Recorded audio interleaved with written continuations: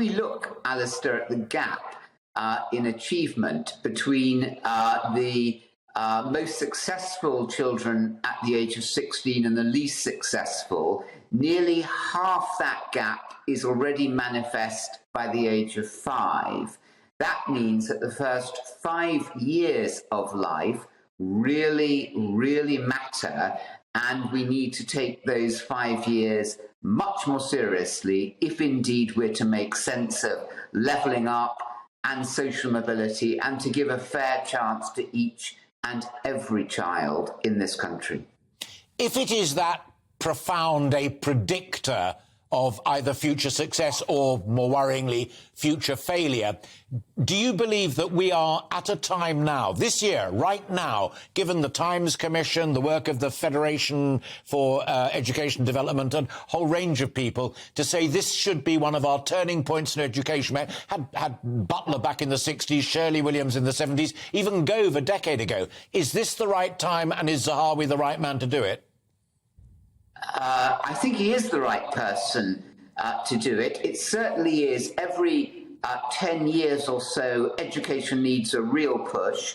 Michael Gove did that over 10 years ago, and before him, David Blunkett and Ken Baker before that. This is now the moment when we need to take education so seriously. And the magic about the Education Commission of the Times is it looks at everything, Alistair, for the first time in British history, the whole of education from early years all the way primary, secondary, further, higher and adult education, and the idea that every single person could belong to a university, all those people who didn't go to university first time round, and the sense of learning and the joy of learning is there for everybody regardless of their means, but that it all starts early on in those first 5 years. And to have supportive home backgrounds so that parents are excited by and the learning of their children and want their children to really learn new words and learn about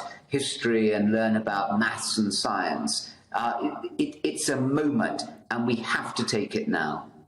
The other thing that struck me, and you and I have chatted about these things so many times, you know I'm not partisan. Like my teacher daughter, I agree that there are brilliant state schools and there are brilliant private schools and there are poor in both sector. But it seems to me that you and your commissioners chose a number of things that the private schools automatically do, even that army of undergraduate tutors. Lots of private schools do that. They have brilliant young men and women who come in and do a term, help out, learn on the job, but also advance the interests of those young children. Laptops you're lucky enough to be able to afford in the private sector, but Zahawi has said he's going to do that as well. You are taking, not exclusively, but to a great extent, the best of the private sector and pleading that the state sector embraces it as well. I think that's absolutely right. I mean, I'm talking to you a stone's throw from Eton College. The technology, AI, will allow an Eton quality of education or a top state school quality of education for each and every child in the country. And why should the arts, music, dance, acting, why should sports, why should leadership, character education, volunteering, why should these be far more the preserve of independent school children rather than state school children? We should have that, as the Commission, the chair of the Commission, Rachel Sylvester, so brilliantly pointed out. We should have this as an entitlement for each and every child, because it is the learning in the arts and the learning in sport and in volunteering and character and leadership and outdoor education, the environment. It's these ways of learning that develop the whole child, not just their brain and their left side of their brain. We need to have education far more there for each and every child on a much fairer basis.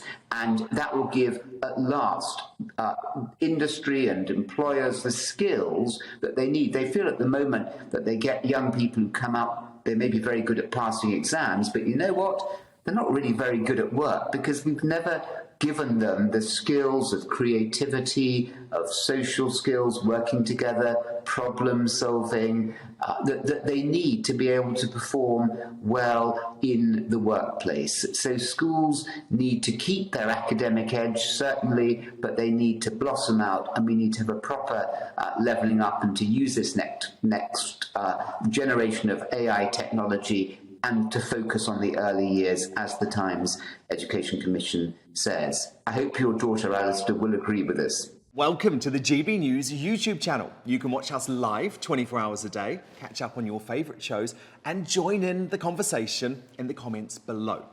Don't forget to subscribe and you'll never miss any of our exclusive content.